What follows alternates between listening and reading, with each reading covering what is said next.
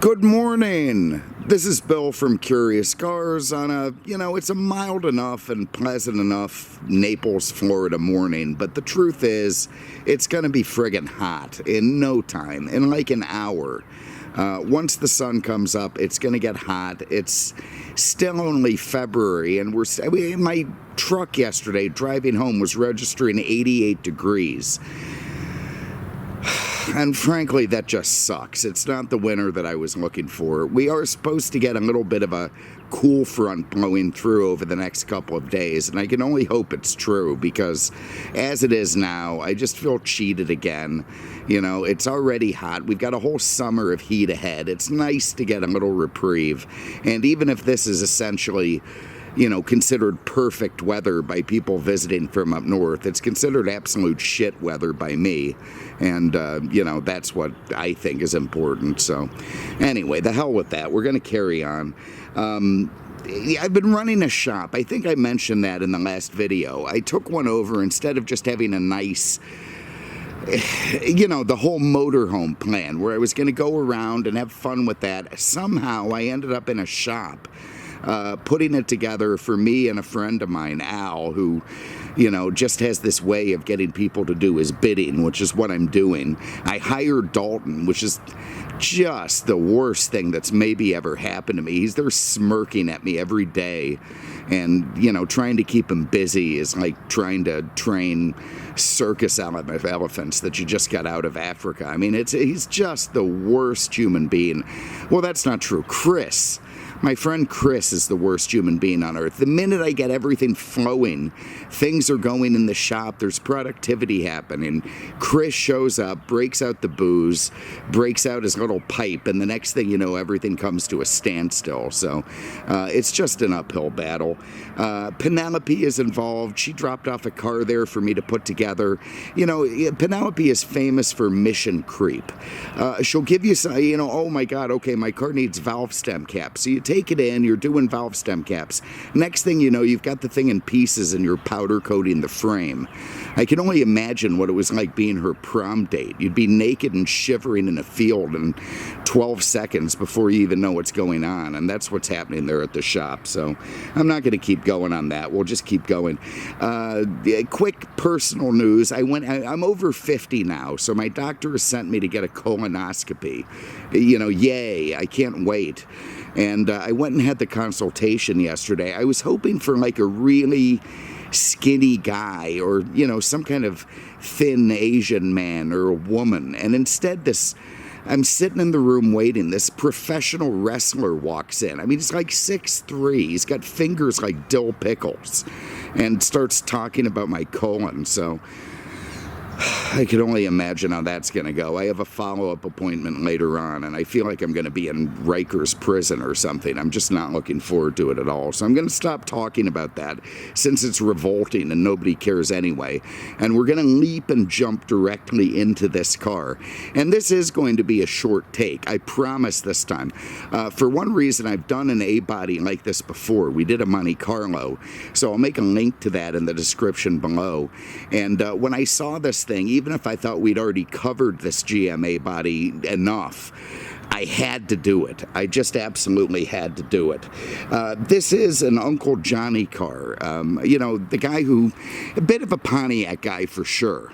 He's given us some of the best cars we've reviewed on this channel. That early Grand Am was incredible. We had a 455 SD Formula, very rare car, a 79 Formula with a 4-speed, a WS6 car. The guy gets great stuff. This one is no exception, and he really loves it, and but for a cheap guy, he really ponied up for this thing. I was shocked, but I'm not surprised at all, because it's just an absolutely incredible car. For one, okay, so what do we have? We have a 1971 Pontiac Grand Prix Model J. This is one of 52 that were built in 1971 with a factory 4-speed. It's that rare. In fact, they dumped the 4-speed about halfway through the model lineup, and you could only get an automatic after that because I guess not enough people ordered it. Not only is this a rare 4-speed car, it's also finished in very rare tropical lime paint, which is an incredible color combination. I would love to meet the guy who ordered this thing. So he went into the Pontiac store and said, man, give me a tropical lime, white vinyl top, 4-speed Grand Prix. That's what I'm looking for. And somehow he ended up with one of 52, so he must have been a pretty cool cat.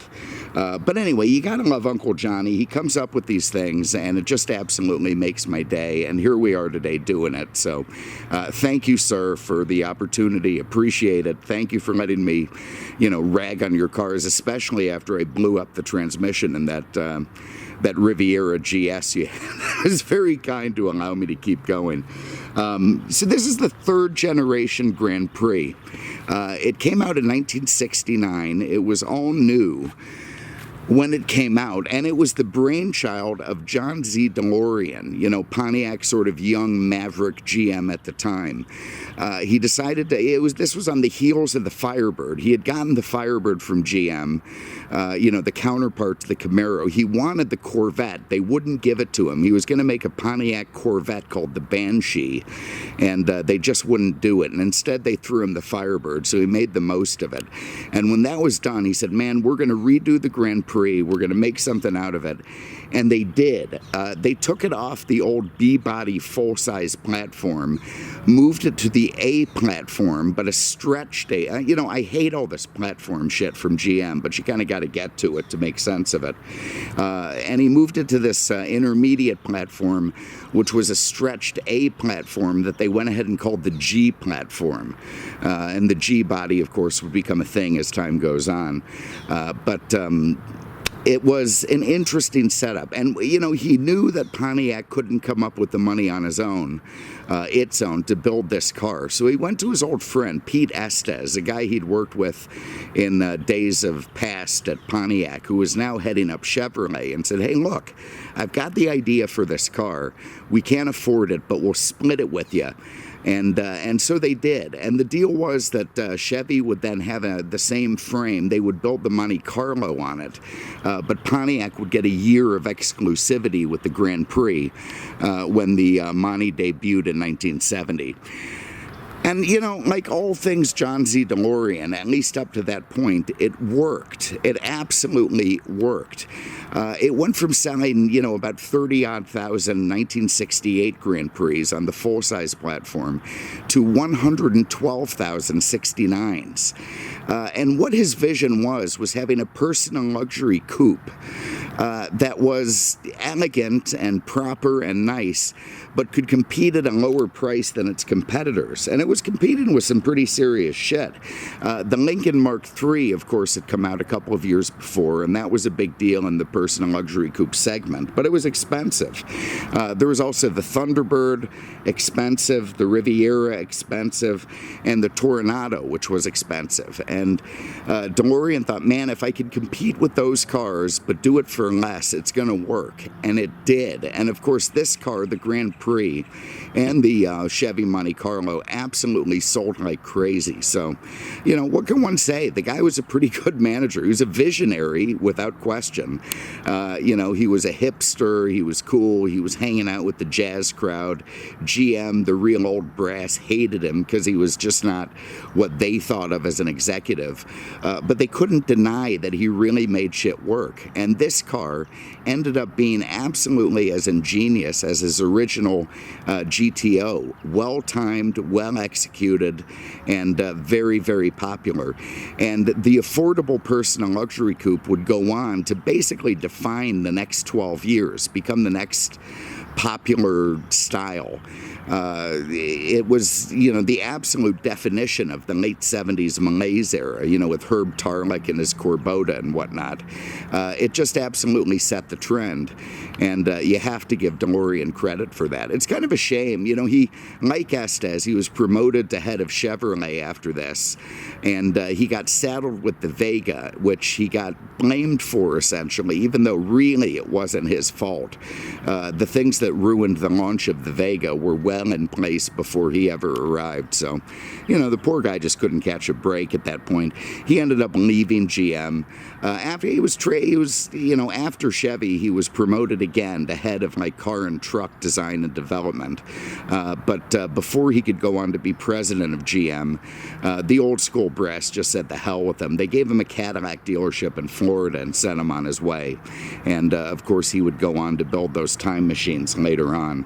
But pretty cool guy, pretty neat cat, and definitely hit the mark with many of the cars that he put together.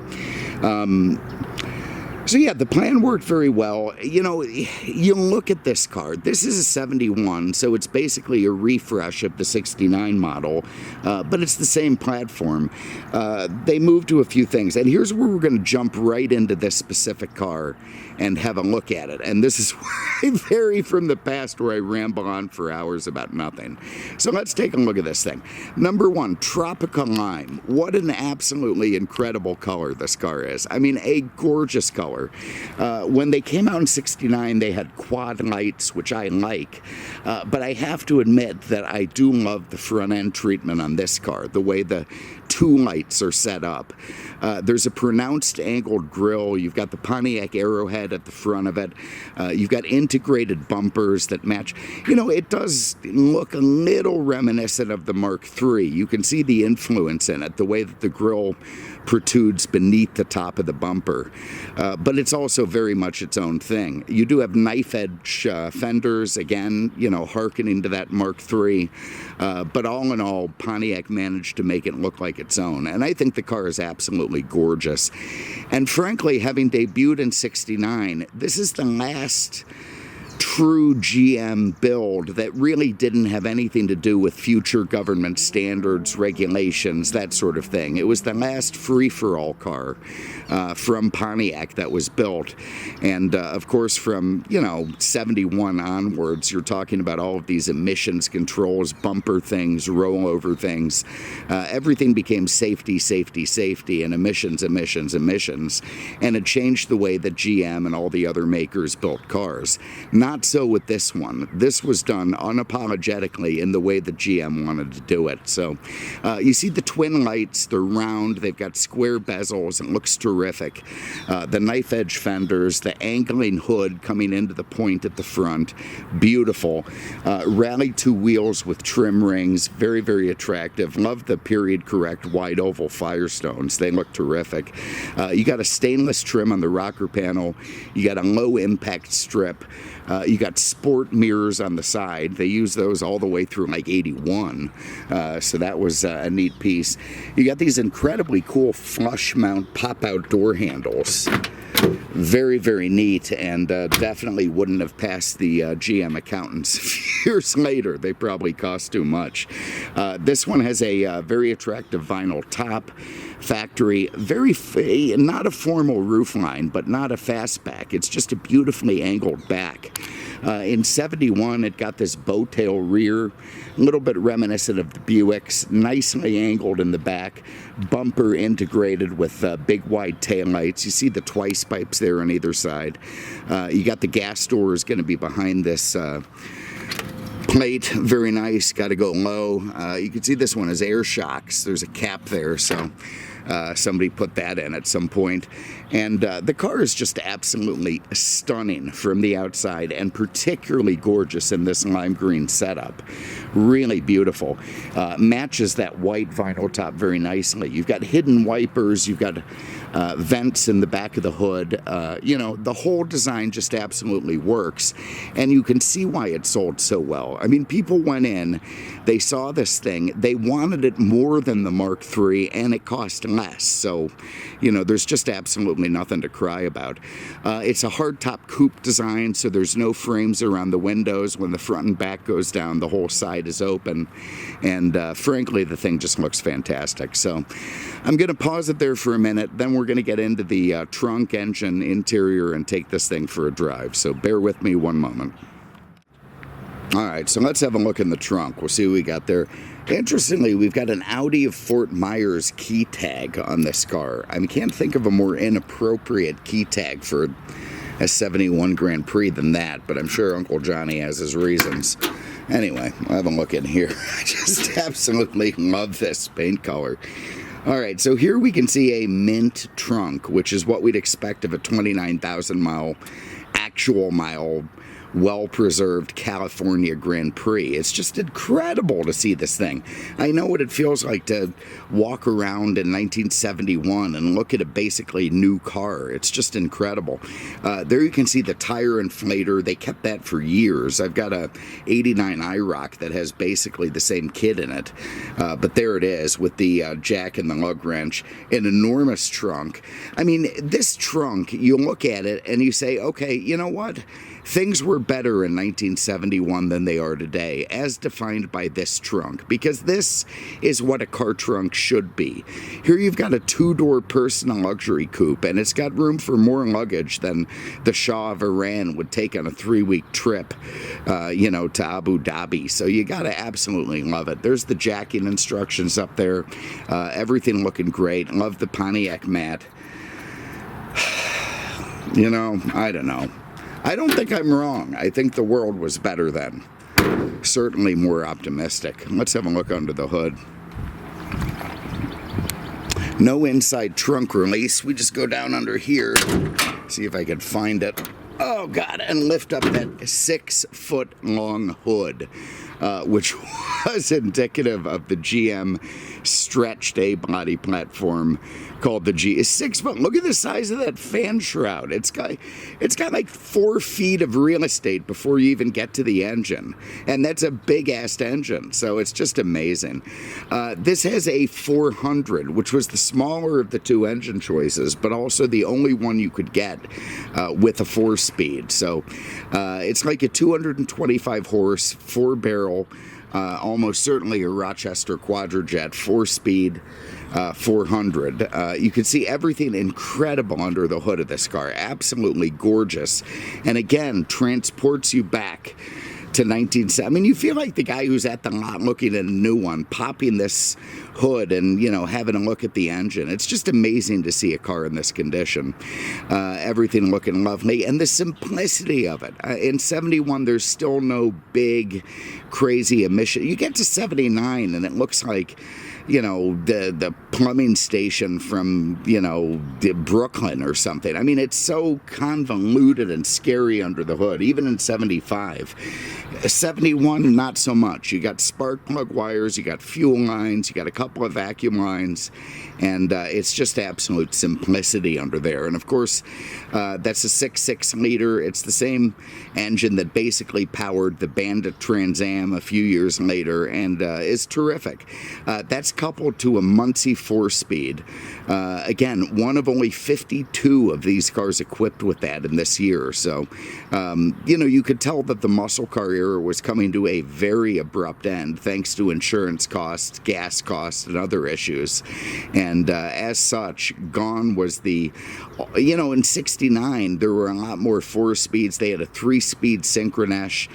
By the end of 71, all you could get was the Turbo Hydra 400 tranny transmission, automatic 3-speed, and that was the way things would continue. So this is kind of a neat tail end of the muscle car era thing. And, it fit with John Z's style because this car was very sporty. You see the sport mirrors, you see the lines, you see the white letter tires. It drew people who were buying muscle cars over to the personal luxury car segment, and that's why they sold so many of these things. I love the 2 hood springs. Even a 74 Cadillac I had recently didn't need 2 hood springs to pop up the hood, but the size of that thing is absolutely enormous. So this one does have power disc brakes up front, drums in the back. Nice. It stops great. Power steering, thank God. It's a perimeter frame car, which the A-body had, of course. You got coil springs up front, and you've got a trailing arm suspension with coil springs in the back. So it was pretty forward-thinking for the time, and certainly handled extremely well. So what a terrific driveline in this thing. Again, I'm going to pause for a minute, Take a quick look at that beautiful chrome and stainless cowl with the wipers. Absolutely, what a gorgeous car, Johnny. You outdid yourself on this one. This thing is friggin' gorgeous. And anyway, I'll get my shit in the trunk. We'll get our stuff together. Then we'll hop inside, look at the interior, and go for a spin. So bear with me one more moment. All right, so let's have a look inside this thing. Again, the flush pop-out door handles are incredibly cool. Obviously expensive, and of course that's why they were done away with by GM executives and accountants at some point. But you push at the back, pull out. Incredibly neat.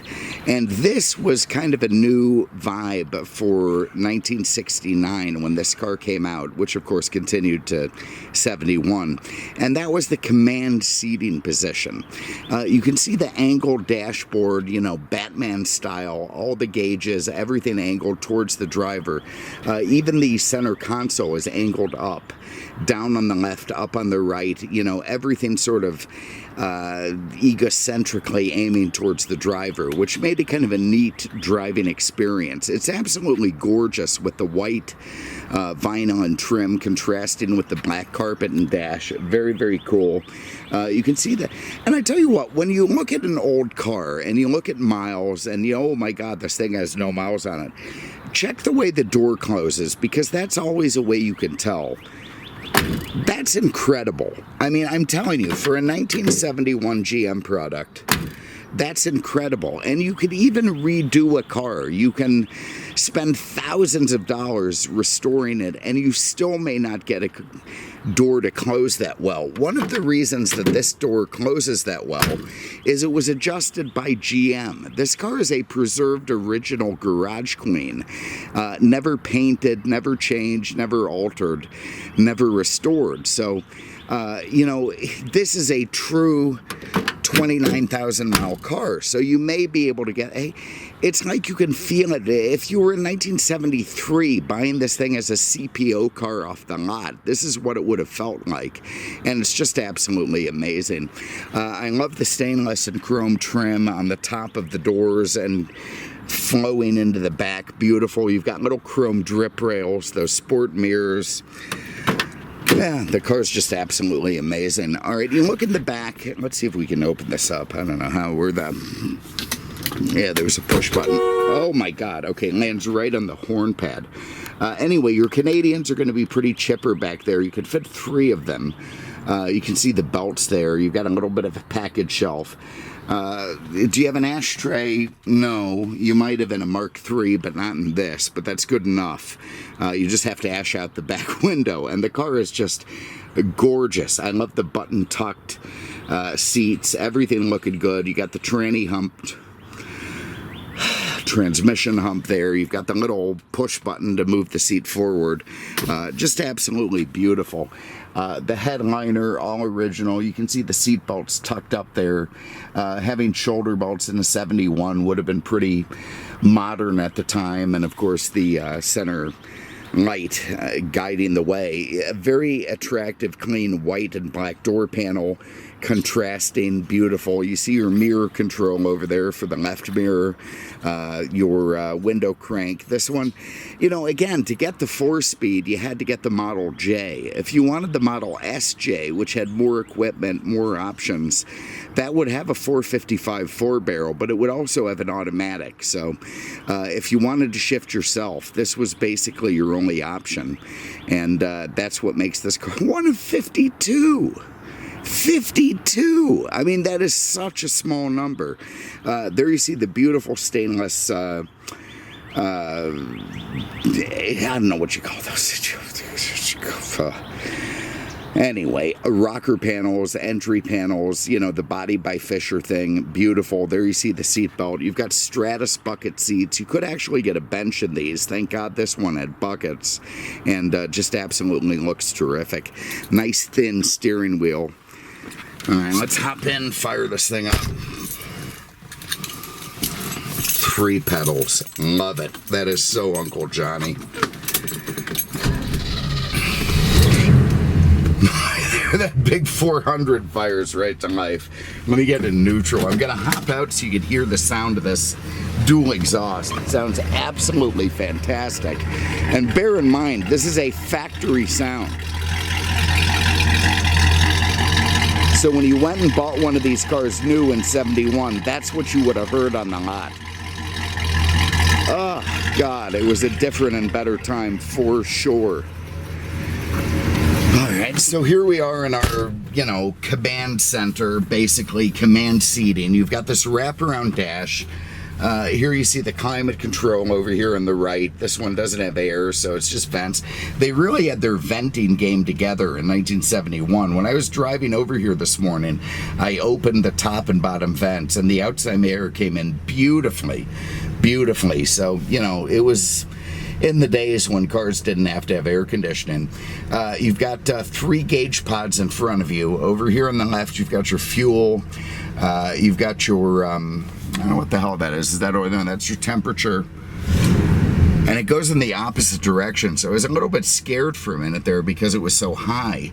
But it goes from high to low, or low to high, I should say. So we're actually in great shape. Over there is your oil pressure, nice stuff. You've got a generator lights, a no voltmeter. You got a 140 mile an hour speedometer. There you see just 29,000 actual on the clock. Being a sporty car, this one has a tack on the right. Incredibly cool. Here you've got your lights, you've got your wiper. 71 brought out kind of a teak wood style wood, replacing an earlier type wood. Makes no difference really. Your lighter, your radio's angled towards you. This one has FM. Claudia, ¿llevarías un familiar a la corte, un hermano? We got Spanish Jesus stuff. And more Spanish Jesus stuff. And then some kind of rap music. No purchase necessary. This poor car. Can you imagine? It's playing Spanish rap music. It was never intended to do that. Down there you see Model J. That was all reminiscent of the Duesenbergs, by the way. That's what they were. There was the Model J, the SJ. This was all hearkening to Duesenberg model designations, which I guess was something that Delorean liked. Here's the Monte 4-speed. You can see beautiful stick. I can't read. Looks like it has a Hurst shifter or something, but either way, it works great. You got a little ashtray there because people smoked in 1971. You've got your owner's manual set up here in the center console with your 71 Grand Prix manual. No obvious glove box over there, which is interesting. So I guess this thing is your glove box, and take it or leave it. Then you've got a center view mirror, which is nice. Works great. I like that it's attached to the top and not to the window, because I always end up pulling those things off. And then these lovely sun visors. So, all right, let's go for a spin, see what we got. We got our lights on. I don't want our lights on with brake release off. Look at the vista down that hood. You've got 6 feet plus of hood on this car. It's absolutely incredible. And it's going to, it ends in a V up at the front. So, it almost gives you this sort of nautical feel. Driving this car has been incredible. I now understand what it would have been like to go to a dealer in 1971 and drive a basically new Grand Prix. It's just the way this thing has been preserved.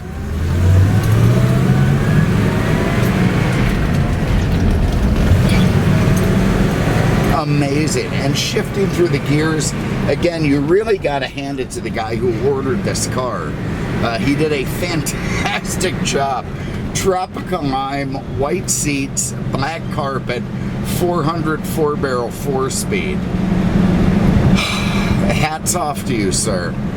It's an amazing piece to drive. And again, with only 29,000 miles, my God, does it feel new. I mean, you could just see how this thing would be a tremendous daily driver. It's downshift and hammer it. I had rabbits trying to commit suicide earlier. And that's the sporty part of the car. I don't, especially love the way the hood shakes, because I feel like it's going to pop up and fold itself over the windshield. But, that's just the build quality at the time. Different world. I am glad that Dalton didn't touch this thing. He's taking 2 days off, by the way, because he feels like he's overworked. Guy has the cushiest job you've ever seen, and he makes fantastic money for basically nothing. Oh, the sound of that V8.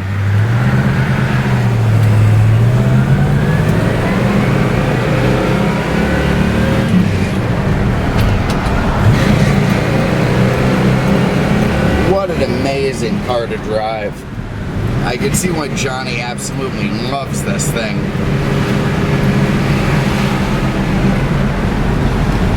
Wow. What an amazing piece. Absolutely incredible. So there it is, 1971 Pontiac Grand Prix Model J, one of 52 400 4-speeds, and an incredibly well-preserved California car, 29,000 actual mile condition. I don't know how Johnny finds these things, but I wish I had his touch. I really, really do. So look, thank you for having a look. Really appreciate it. As I promised, this would be a short take. I bet we're under 30 minutes on this one. And I've got more stuff. If I can ever get that Renault together, we'll have that coming up. I've got a Lincoln Versailles coming up. Jaguar XJ6 that was absolutely perfect, and now it decided to want to leak more oil than the Exxon Valdez. Shocking for a Jaguar, but we'll get it going. And otherwise, we'll just keep the ball rolling. So thank you very much for having a look. Appreciate it. I'm going to shut up for a moment and do a quick spin in this car so you can feel what it's like to drive a nearly new 1971 Pontiac Grand Prix Model J with a 4-speed.